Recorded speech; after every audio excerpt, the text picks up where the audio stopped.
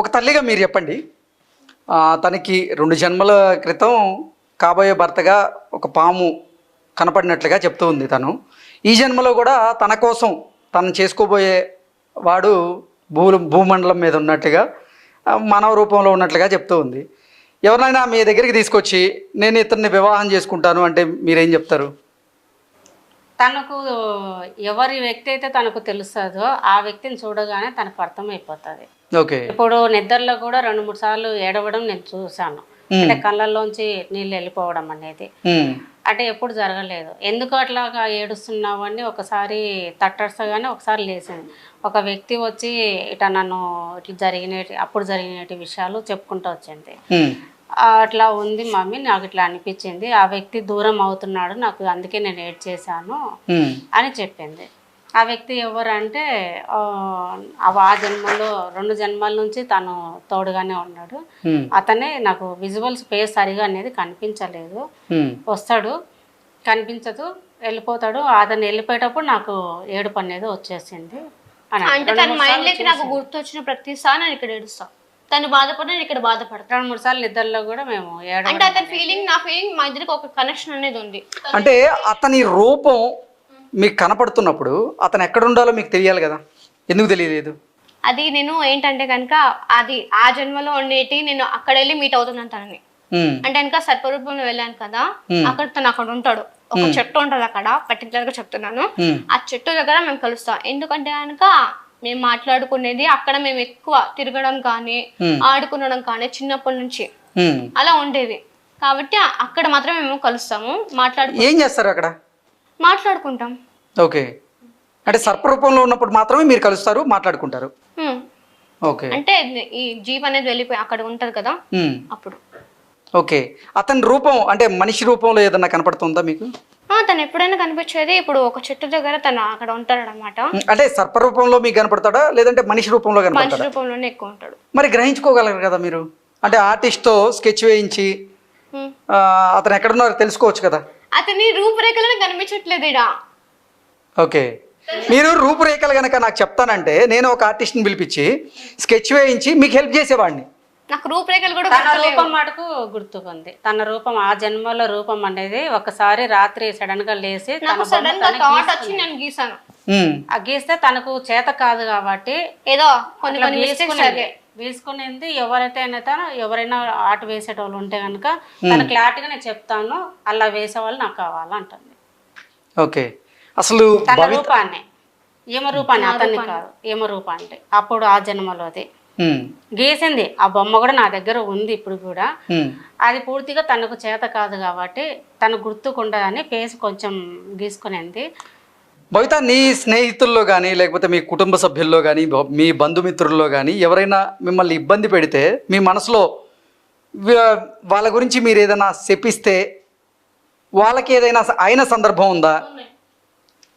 నాకు ఎక్కువ కోపం వచ్చినప్పుడు ఒకవేళ ఆ మనిషిని ఏదైనా అంటే కనుక నెక్స్ట్ మినిట్ వాళ్ళు జరిగిపోతుంది. ఓకే. ఎందుకంటే నేను కోపం వచ్చినప్పుడు నాకు ఎక్కువ వాళ్ళ కోపం తప్పేది ఎవరైనా సరే. నేను ఇప్పుడే చెప్తున్నా, ఆ కోపం వచ్చి నేను ఒకవేళ నేను ఇంకా ఓర్చుకోలేక అనేసానంటే మాత్రం పర్టికులర్ గా ఖచ్చితంగా జరుగుతుంది. ఓకే. ఎవరెవరికి జరిగాయి ఇప్పటివరకు అలా? అంటే కనుక కొంతమందికి జరిగాయి.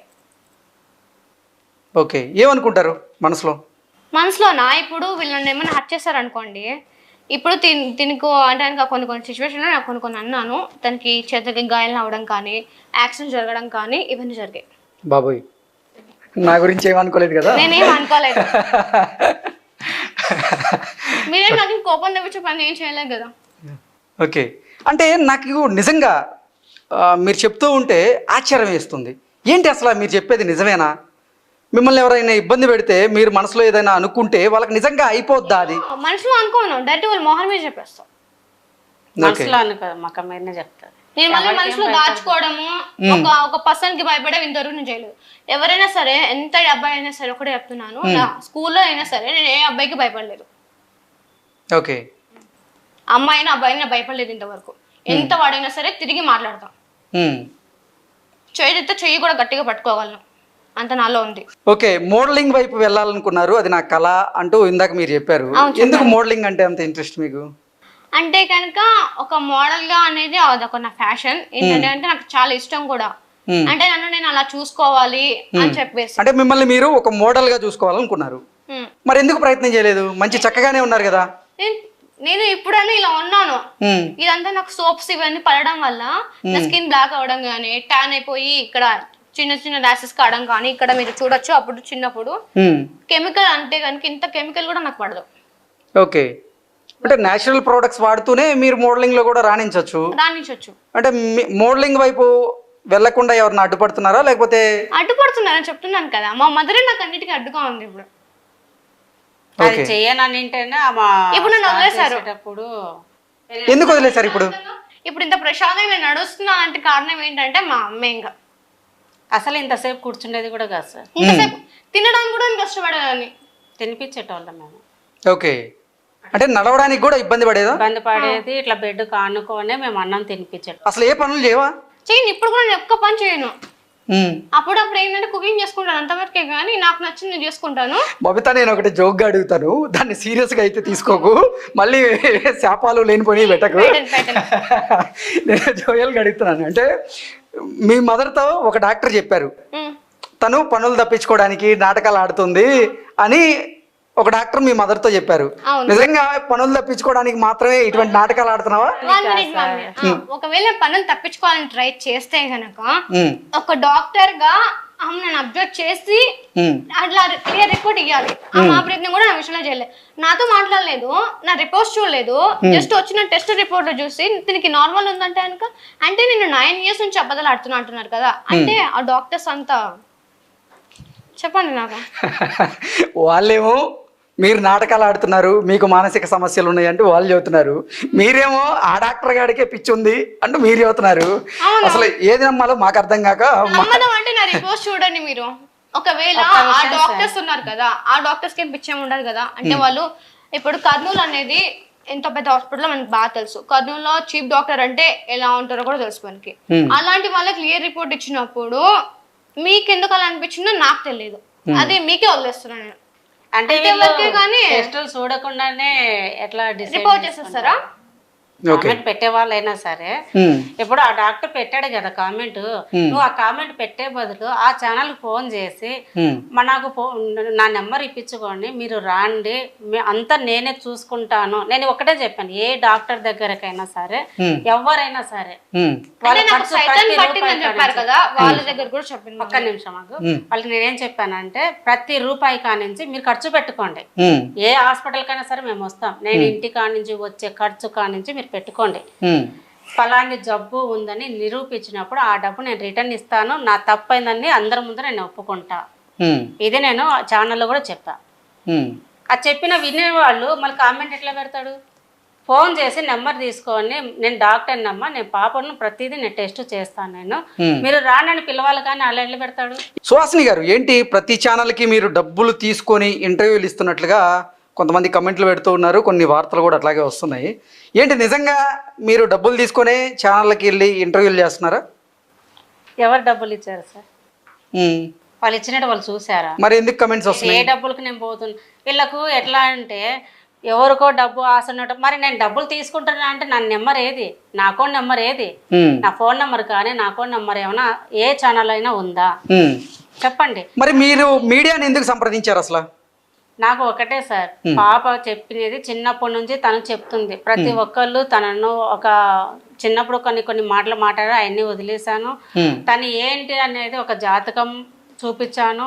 నేను ఇంతవరకు ఏ సాధనలు ఏ అఘోరాలను ఎవరిని నేను కలవలేదు, ఏ పూజలను నేను కలవలేదు. ఎందుకంటే నాది ఒక్కటే, ఏదైతే తన మీదికి చూపిస్తుందో, తనకి ఏదైతే విజువల్ చూపిస్తున్నాయో, తను చేయాల్సిన కార్యం తనలో ఆమె చేయించుకోవాల్సింది ఉంది అంటే గనక దారి ఆమె చూపిస్తుంది. నలుగురు భవిత ఒంటి మీదకి అమ్మవారు వస్తారా? అమ్మవారు వచ్చిన సమయంలో పూనకాలు ఉంటాయా? రావండి. అమ్మవారు కాదు కదా, నాకు అమ్మవారు ఏ అమ్మవారు నా ఒంటి మీదకి రాదు. ఉండేది మాకు నాగలోకం సంబంధించిన కొన్ని సర్పాలు మాత్రమే నా దగ్గర ఉంటాయి. కానీ ఒక సర్పం మాత్రం నన్ను చుట్టుకొని నా తల పైన పడిగా పెడతాను అంతవరకే తప్ప ఏ అమ్మవారు నా ఒంటి మీదకి రాలేదు, ఏ పూనకం కూడా నాకు రాలేదు అంటున్నారు. కానీ ఇప్పుడు కూడా సర్పం మిమ్మల్ని చుట్టుకొని మీ తల మీద పడగవెత్తి ఉందా? ఉంది. ఇక్కడ ఉంది, బయట ఒక పాము ఉంది. అదేంటి ఒకటే పాము అన్నారు ఇందాక? ఇప్పుడు నా వంటి మీద ఉన్న మీరు అడగలేదు కదా, బయట సర్పాలు వచ్చినాయి అంటే ఒక సర్పం బయట ఉంది. ఓకే, మీరు ఎప్పుడన్నా చూసారా ఆ సర్పాలని? మాకు ఎవరికి కనిపించాను, అంటే మాకు కన్నపడినట్టు తను ఉన్నట్టు మాకు ఒక నీడ నీడ కనిపిస్తాయి నైట్ టైము. ఇంట్లో కూడా మాకు తెల్లవారుజామున 3 నుంచి కానీ 5:30, 6 లోపే ఒక శంకు ఊదిన సౌండ్ కానీ, హారతి ఇచ్చే సౌండ్ కానీ, మనకు గంట మోగే సౌండ్ కానీ ఇట్లా వినిపిస్తాయి. టెంపుల్ లో స్మెల్ వస్తుంది కదా మనం వెళ్ళినప్పుడు, ఆ స్మెల్ అనేది మా ఇంట్లో వస్తుంది. అది కూడా 3 చాలా మంది నేను వాసన అంటే గుర్తొచ్చింది. సర్పాలకి కొన్ని వాసనలు అసలు పడవు. ఉల్లిపాయలన్నా, వెల్లుల్లన్నా, నెక్స్ట్ మింట్కి సంబంధించినటువంటి వాసన అయినా, తులసి మొక్కల వాసన అలాంటివి పడవు అంటారు. మరి మీ ఇంట్లో అవి ఉన్నాయా? తులసి మొక్క ఉంది మా ఇంట్లో. మీ ఇంట్లో మీ వంటకాల్లో వెల్లుల్లి నేను అవన్నీ తింటాను. ఒక నాన్ వెజ్ తప్ప ఎగ్స్ కూడా నేను తినను. ఓన్లీ మిల్క్ తీసుకుంటాను అంతేగాని ఎగ్స్ తినను, నాన్ వెజ్ తినను. మీరు అంటున్నట్టు, మీరు ఇలా అన్నాడు కాబట్టి నేను ఒకటి చెప్తున్నాను. తన ఆకలి తీరాలంటే బల్లుల్ని పెట్టండి, కప్పల్ని పెట్టండి అంటున్నారు. కామెంట్ చేస్తున్నారు కదా. ఒక టెంపుల్ కి వెళ్ళేటప్పుడు ఎవరైనా నాన్ వెజ్ తిని వెళ్తారా? ఎవరు తినరు, ఎవరు తినరు కదా. దేవుళ్ళు అయినా సరే మా పేరెంట్స్ వాళ్ళు కాబట్టి మేము తినము. ఓకేనా? ఇప్పుడు నార్మల్ సర్పాలు అనేవి అవి తింటాయి, మేము తినము. నావలకు సంబంధించిన వాళ్ళు అవి తినవు. దాని గురించి పెట్టారంటే కామెంట్స్. అసలు పాములు పాలు తాగవు అని చెప్తూ ఉంటారు. ఎందుకు తాగవు? ఓకే, మీరు పాలు తాగుతారా? తాగుతాం, మాకు పాలంటే ఇష్టం. ఏ సర్ప ఏంటి మీ నాగలోకంలో కూడా అందరూ పాలు తాగుతారా? తాగుతారు. ఓకే, ఇంకే ఆహారం ఉండదా మీకు అక్కడ? ఎటువంటి ఆహారం ఉంటుంది అక్కడ? ఇప్పుడు మీరు ఎలా తింటారో వాళ్ళు కూడా నాన్ వెజ్ తప్ప అన్ని తింటారు వాళ్ళు కూడా. ఫలాలు, పండ్లు ఇవే ఉంటాయా, లేదంటే అలాంటివి ఉంటాయి? కూరగాయలు కూడా ఉంటాయి అక్కడ? కూరగాయలు అవన్నీ చూడలేదు, చెప్తున్నాను కదా, విన్న గుర్తులేవు కూడా. ఒకటి సార్ మీరు అన్నారు కదా డాక్టర్ గురించి, చూపించండి నేను వస్తా. ఇంకొకరు సైతాన్ పట్టిందని చాలా మంది కామెంట్లు పెట్టారు. మా ప్రభువే బాగు చేస్తాడు, మా ప్రభు పాదాలు పట్టుకుంటే తప్ప మీ పాపకు నయం కాదు, మీరు ఎక్కడైనా కూడా తనకు ఏం కాదు, మీరు ఎక్కడ తిరిగినా కూడా